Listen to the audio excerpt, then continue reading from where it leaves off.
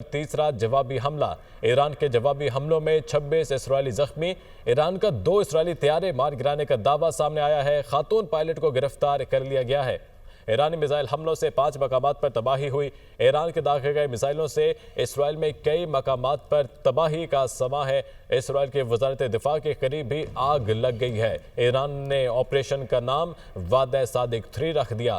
ایرانی مسلح افواج اسرائیل کو بے بس کر دیں گی۔ ایرانی سپریم لیڈر آیت اللہ خامنائی کا مزید کہنا تھا کہ ایران آنکھیں بند نہیں رکھ سکتا۔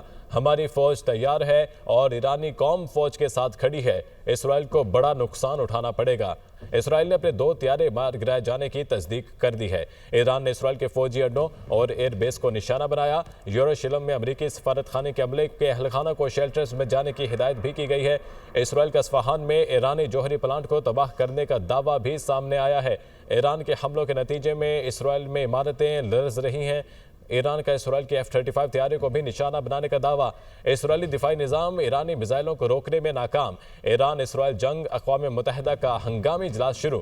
ڈاؤ انڈیکس 868 پوائنٹس گر گیا۔ سرمایہ کاروں میں بے چینی ہے اور ٹرمپ وائٹ ہاؤس میں سیکیورٹی ماہرین سے مشاورت میں مصروف ہے۔ جلد ہی کوئی فیصلے جو ہیں وہ سامنے آئیں گے۔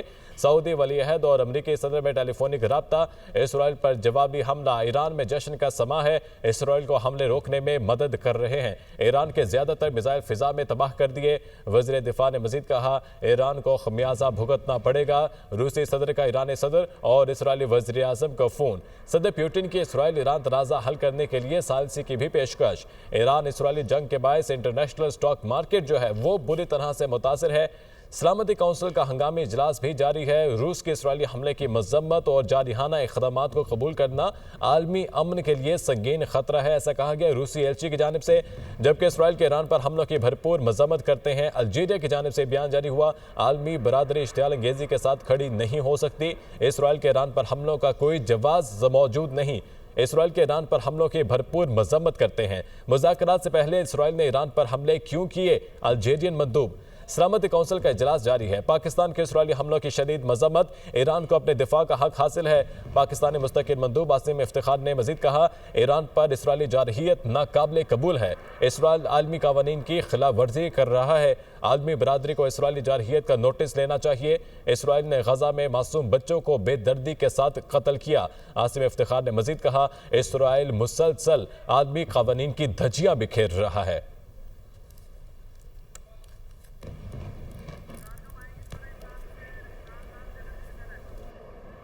ایران نے اسرائیل کے خلاف بھرپور جوابی کارروائی شروع کر دی۔ وسطی اسرائیل پر 150 سے زائد بیلسٹک میزائلوں سے حملہ۔ ایرانی میزائل اسرائیلی دارالحکومت تل ابیب میں گرے، 17 افراد زخمی ہوئے، ہلاکتوں کا خدشہ۔ تل ابیب میں حملوں کے بعد متعدد عمارتوں کو آگ لگ گئی، دھوئیں کے بادل چھا گئے۔ مقبوضہ بیت المقدس میں بھی دھماکوں کی آوازیں سنائی دی گئیں۔ اسرائیل بھر میں سائرن بج اٹھے، کئی علاقوں میں بجلی بند۔ میزائل حملوں کے بعد اسرائیلی شہری بنکرز میں چھپ گئے۔ اسرائیل کی ڈیفنس منسٹری کے ہیڈ آفس کے باہر بھی دھماکہ۔ ایران نے اسرائیل پر بیلسٹک میزائل داغے۔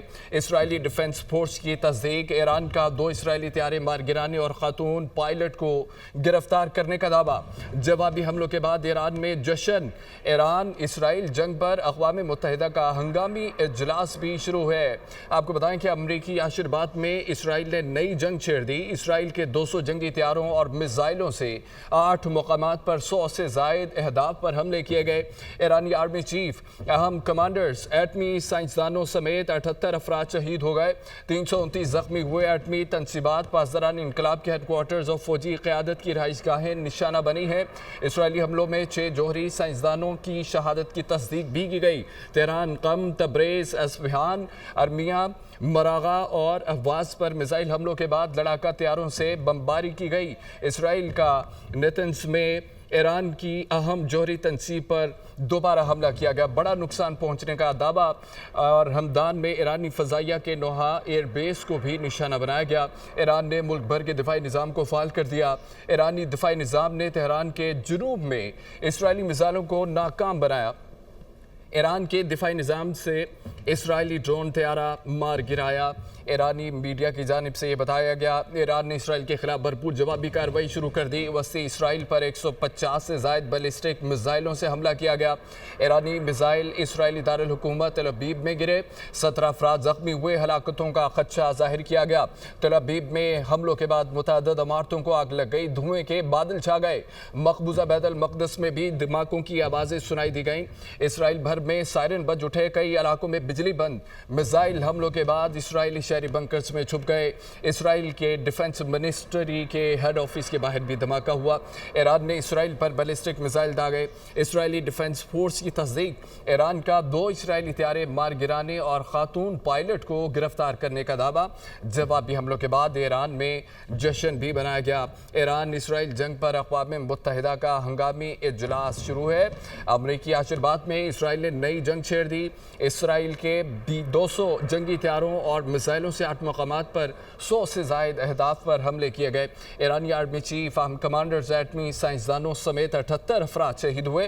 329 जख्मी हुए। एटमी तनसीबात पर ज़रानी इनकलाब के हेडक्वार्टर्स और फौजी क़यादत की रहाइश गाहें निशाना बनी है। इसराइली हमलों में 6 जोहरी साइंसदानों की शहादत की तस्दीक भी की गई। तेहरान, क़म, तब्रेज़, इस्फ़हान और अहवाज़ पर मिसाइल हमलों के बाद लड़ाका तैयारों से बमबारी की गई। इसराइल का नतंज में ईरान की हम जोहरी तनसीब पर दोबारा हमला किया गया। बड़ा नुकसान पहुंचाने का दावा। और हमदान में ईरानी फ़ज़ाइया के नोआ एयरबेस को भी निशाना बनाया गया। ईरान ने मुल्क भर के दिफाई निज़ाम को फ़ाल कर दिया। ईरानी दिफाई निज़ाम ने तेहरान के जुनूब में इसराइली मिसाइलों को नाकाम बनाया। ईरान के दिफाई निज़ाम ने इसराइली ड्रोन त्यारा मार गिराया।